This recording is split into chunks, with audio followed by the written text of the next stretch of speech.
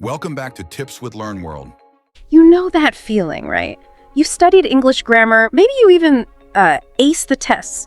But then in a real conversation, or maybe you're writing an important email, those little mistakes just, well, they slip right in. The ones that make you kind of cringe later. Why does that keep happening? And, what's the real cost? Today, we're taking a deep dive into some of the most common English grammar mistakes, the kind that can subtly, maybe unintentionally, undermine your communication and even your credibility.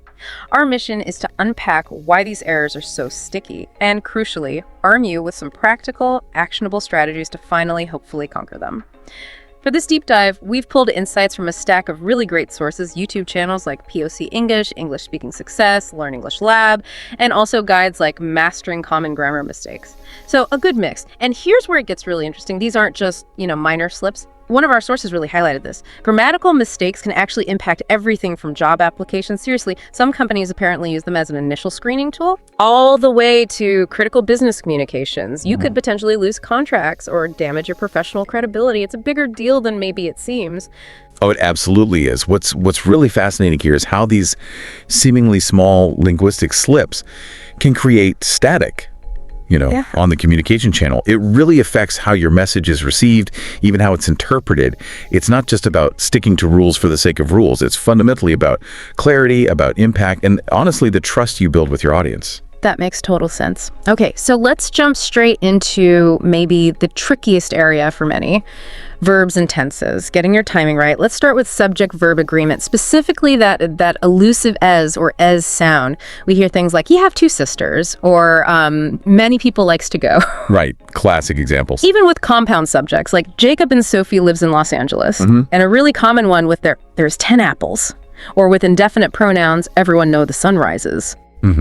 These are definitely staples. The corrections, of course, are he has many people like Jacob and Sophie live. There are 10 apples, and everyone knows. What's fascinating here, I think, is why it happens. Our brains often try to simplify language, right? They want regular patterns. So even if you know the rule, the default can be to drop that "as," especially with plurals, or when a dummy subject like theirs involved. A dummy subject. Yeah, like a placeholder word. It kind of obscures the real subject. So it's often a cognitive tendency, this error, not just, a lack of knowledge, which makes it harder to shake.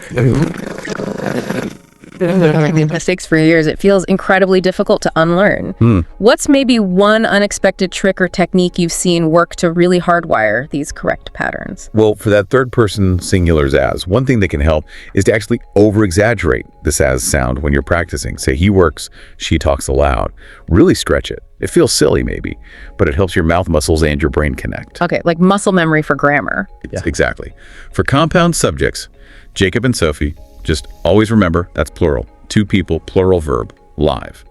And for their "iser," the trick is to look after the verb. There are 10 apples, because 10 apples is plural. That's the real subject. And those indefinite pronouns, everyone, nobody, someone, they're always singular. Everyone knows. Got it. Okay, next up. Consistent tense and irregular verb forms. This is so important for telling a clear story, especially about the past. The mistake often sounds like mixing tenses, right? Like, yesterday, I went. I leave at 6, take the train, and arrived. It gets confusing. Very.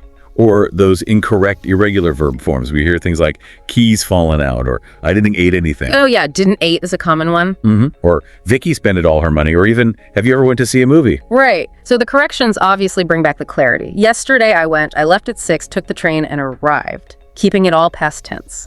Exactly. And for those irregulars, keys fell out, I didn't eat anything, Vicky spent all her money, and have you ever gone to see a movie? You can think of irregular verbs almost like linguistic fossils, maybe. Remnants from older English patterns. Interesting way to put it. Yeah, and our brains naturally want to apply that simple ed rule everywhere, so you get spended instead of spent. But these exceptions, well, they just have to be learned directly. Memorized. So how do we make these stick? Consistent tenses, irregular verbs. What's a practical step someone can take today?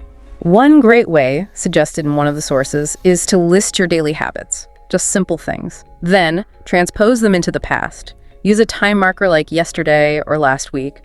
And crucially, speak the sentences aloud about your own life. Yesterday, I got up, I made coffee, I left for work.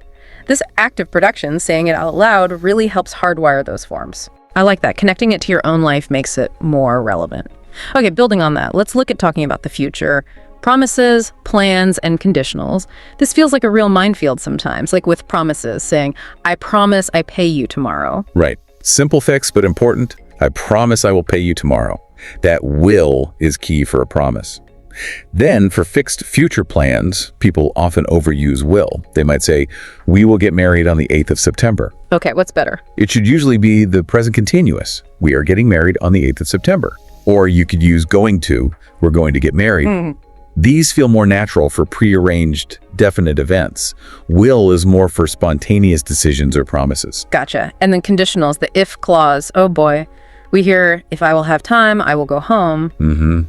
The correction is simple present in the if clause. If I have time, I will go home. For these normal first conditional sentences talking about real possibilities, the if part is typically present tense, never future with will. Okay, but what about imaginary stuff? Good question. That's the second conditional. Many people get this wrong too. They might say, if I have wings, I will fly all over the world. Yeah. But that's mixing a real condition structure with an unreal idea. For unreal imaginary situations, it should be, if I had wings, I would fly. So past tense in the if clause and would in the main clause. Exactly. That tense shift signals this is just imagination. It's a subtle but crucial marker. Okay, so to fix this, maybe think of 5 things that might happen tomorrow. Use the first conditional. If it rains, I will take an umbrella. And for unreal things, practice shifting both clauses back. If I were rich, I would buy a yacht. Perfect. That kind of focused practice helps train your brain to make the switch automatically. All right, next up, reported speech, telling someone what someone else said. A common mistake might be, he told me that he is tired when he actually said it, like last night. Right. Or the opposite mistake.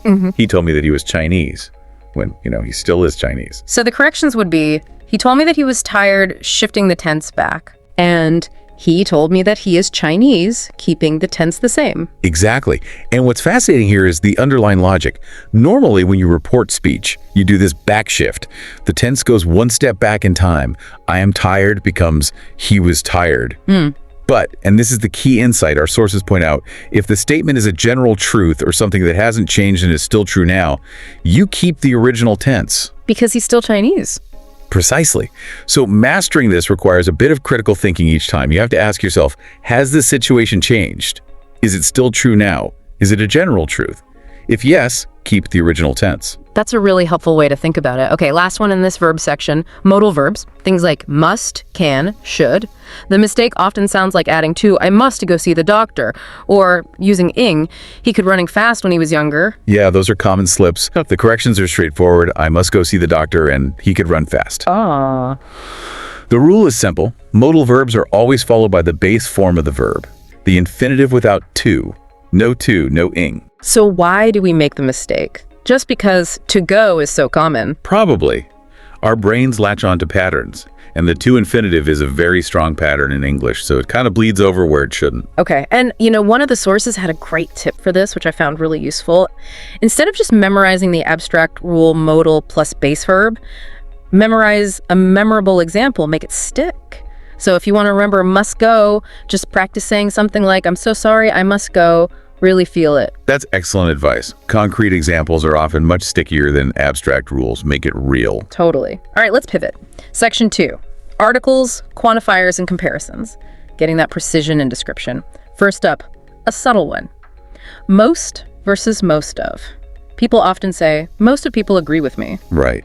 And while you can say, most of the people in this room agree, when you add specifics, if you're just generalizing about people or students or cars, it should be just most people agree. Know of. So most for general groups, most of for specific defined groups. Exactly. The error comes from sort of over-applying the specific rule to the general case. Okay. Next, less versus fewer.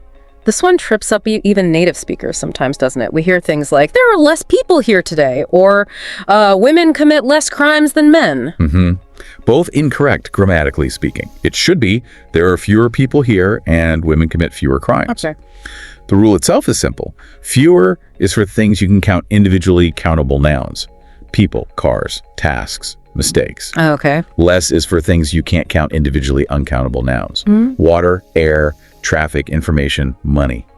Although you count dollars, money itself is uncountable. Right. So the fix is just asking yourself, can I actually count these things one by one? If yes, use fewer. That's the core question. Yeah. And it's common because we often think of groups like people as a singular mass leading to less. Got it. Now, the big one, using articles. A, and, the. Oh, these tiny words cause so much trouble. Examples are everywhere. People can do more to help environment. Or, I am programmer. Or the classic confusion with sounds. Hannah studies at a university. And superlatives. Frank Sinatra is best singer I ever heard. Even abstract nouns, I have good knowledge of German. Oh, or generalizing, the teachers should be friendly. Yeah, a lot to unpack there. The corrections show how vital articles are. Help the environment, I'm a programmer at a university, the best singer, I have a good knowledge, and simply, teachers should be friendly. The often goes with specific concepts or things already mentioned, like the environment. Singular countable nouns generally need a or and when introduced. And remember, and depends on the sound, not the letter. University starts with the y sound, so it's a university. Ah, the sound rule. That's key. Definitely. Superlatives like best, tallest, most interesting almost always take the. Knowledge often takes a when it's modified, like a good knowledge. And when you generalize with plural nouns like teachers or dogs or computers, you usually don't use the. It feels like a lot of rules to juggle. How can you get a better feel for it? Beyond rules, exposure helps. Pay attention when reading. But actively, learn common abstract nouns that take the. Focus on the sound for a lawn an. And maybe try creating gap fill sentences for yourself. Write a paragraph, remove the articles, then try to put them back in correctly. Check your work. It makes you conscious of the choices. That's a good practical tip. Okay, moving to comparative and superlative adjectives. Saying things concisely. We hear errors like, this city is more quiet than my hometown, or the redundant one, your English is more better than mine. Right, or simply using more with short adjectives. Neeraj is more tall than Pradeep.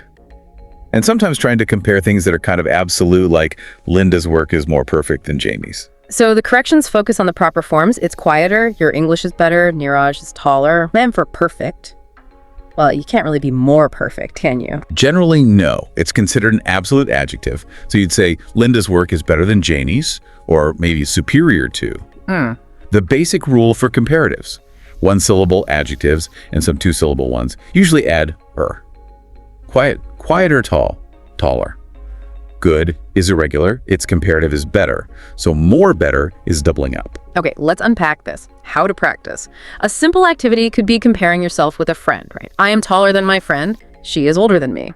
Using those simple adjectives helps lock in the form. Absolutely. Active use is key. Make it personal. And one last point in this section. Ed versus adjectives. Describing feelings versus the cause of feelings. The classic mistake. I am really interested in sports cars. When it should be, I am really interested in sports cars. The ing form describes the thing causing the feeling. Sports cars are interesting. The movie was boring. The ed form describes the feeling experienced by someone. I am interested. I was bored. So interesting movie, interested person, boring lecture, bored student. Exactly. It's about perspective. Cause versus effect, essentially. Got it. Okay, let's dive into our third section. Prepositions and pronoun pointers. Getting the right fit. Starting with reflexive pronouns myself, yourself, himself, when the action bounces back. Mistakes might sound like, this morning I looked at me in the mirror. Or maybe, I feel myself feverish. The corrections are, I looked at myself in the mirror. Because the looker and the looked at are the same person. But for the second one, it's simply, I feel feverish. The reflexive pronoun isn't needed there. Why not? Why look at myself, but just feel feverish? It depends on the verb. Some verbs, like look at when the object is the same as the subject, require the reflexive. Others, like feel, in the sense of experiencing a state like feverish or tired, don't take a reflexive object in standard English. The error often comes from either forgetting it when needed or over-applying it, maybe translating directly from another language that uses reflexives differently with feel. Okay, that makes sense. Now, prepositions of time and place. In, on, at. Notoriously tricky. We hear things like, I was born on 1967 at Manchester. Or getting dates mixed up. Born on August in the 12th. Right, and place errors like, we arrived in the venue, or they live at New York. And that common idiom, don't go out in the night. So let's fix those. Born in 1967, here in Manchester City. Born in August, month, on the 12th, specific date. Perfect. And arrived at the venue, specific point location, live in New York, city, large area, and idiomatically it's don't go out at night. Why at night but in the morning? That feels arbitrary. It often is. In is generally for longer periods, years, months, seasons, morning, afternoon, evening, and larger areas, cities, countries. On is for specific days and dates. At is for specific times at 5 p.m., specific points at the station, and this idiom at night. Prepositions are tough because usage is often idiomatic based on convention rather than strict logic. You mentioned at night is idiomatic. I sometimes hear in the night, though, maybe in songs or literature. Is that just wrong or different? That's a sharp observation. Yes, in the night does appear, but usually in more, let's say, literary or poetic contexts. It often carries a slightly different nuance, perhaps suggesting something happening during the night, sometimes with a sense of mystery or duration. But for standard, everyday conversation about when something happens at night is definitely the one to use. Okay, so context matters. For practice, you suggested using AI, right? Like ChatGPT. Yeah, that can be a great tool. Ask it to generate a story with gaps for in, on, and at related to time and place. Fill them in yourself, then ask the AI to check your answers. It's interactive and lets you test your understanding in context. Cool idea. All right, last point here. Common prepositional phrases. Some verbs just demand certain prepositions, like you are not listening me, or Keith is married with a teacher, or this is preferable than that. The corrections highlight these fixed pairs. Listening to me, married to a teacher, and preferable to any other. Many verbs and adjectives just team up with specific prepositions. Think depend on, believe in, apologize for, good at. These are collocations, words that naturally go together. So you basically just have to learn them as chunks. Pretty much, yes. Exposure through reading and listening helps immensely, as does noticing them and maybe keeping a list. All right, final section now. Clarity in sentences and word choice.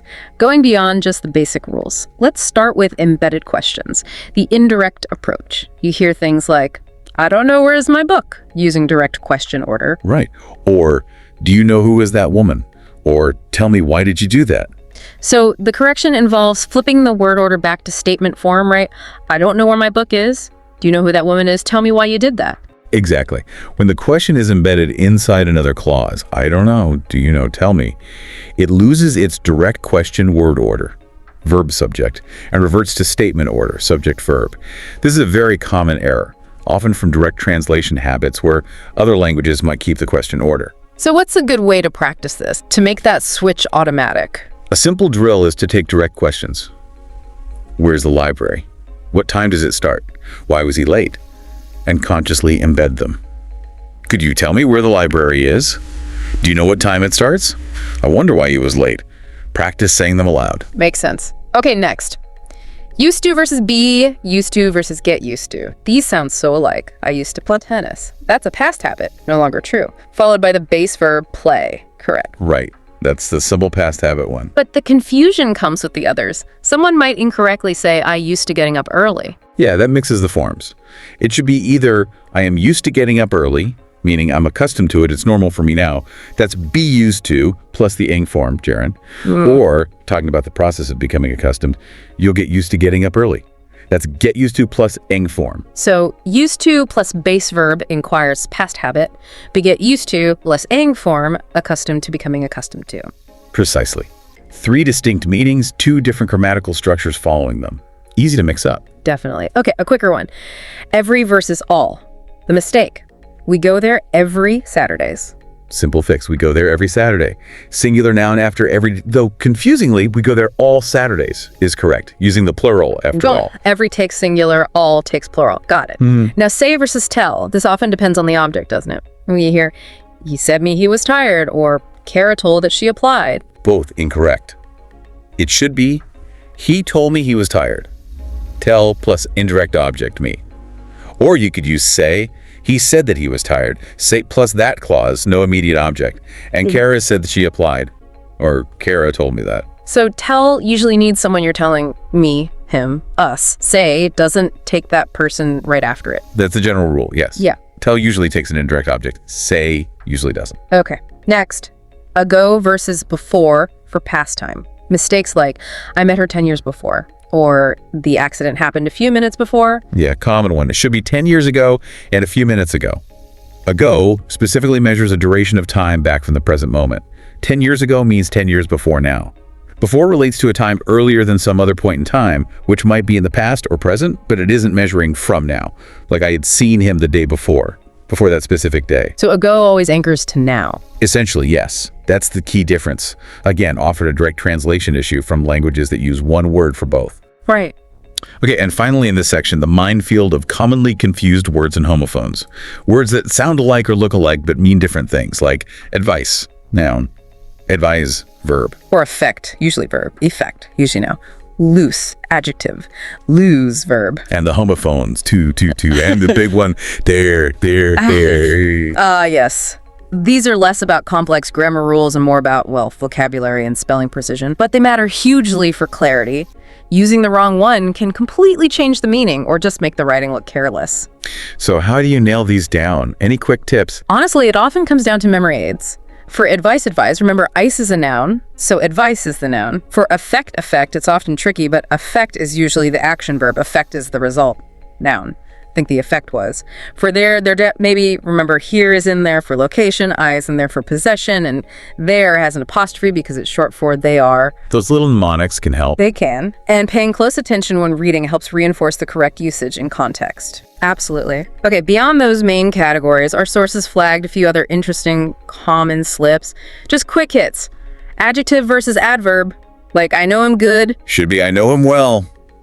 Modifying the verb know needs the adverb well. Collocations, words that just sound right together. You don't did a request. You made a request, yeah. Right? Or you don't have a cold. You catch a cold, and you don't make a world record. You set a world record. Yeah. They're just fixed phrases, really. Redundancy, saying things twice, like, she's wearing blue jeans pants. Yeah, jeans are already pants. Just blue jeans is enough. Word choice. Sometimes a word is okay, but another is better. He is our common friend. Sounds a bit odd. Yeah. The standard, more natural term is mutual friend. And finally, maybe slightly awkward passive voice. I get my salary twice a month. It's understandable, but more natural is the active, I get paid twice a month. Little tweaks that refine the sound. Wow, okay. We have really journeyed through a fascinating landscape of common grammar mistakes today, from basic subject-verb agreement all the way to these subtle nuances of word choice and phrasing. So, wrapping this up. What does this all mean for you listening right now? I think the true power isn't just in knowing the rules, like intellectually. It's about actively practicing them until they become second nature. Remember those tips. Practice speaking phrases aloud, memorize memorable examples, rather than just abstract rules. Maybe make your own little quizzes or gap fills. Empower yourself. And if we connect this to the bigger picture, precision in language, it really isn't just about being correct for correctness' sake. It's fundamentally about clarity. It's about credibility. It's about the subtle influence you have when you communicate effectively. It's about building that trust, making sure your message truly lands the way you intended to. So maybe a final thought for everyone listening. What's one specific grammar point from our deep dive today? Just one thing that stood out to you that you'll commit to really mastering and consciously applying in your communication starting right now. That's a great question to leave people with. We invite you to reflect on that. What stood out to you? Do you like this video? So please like, comment, share, and subscribe. Thank you.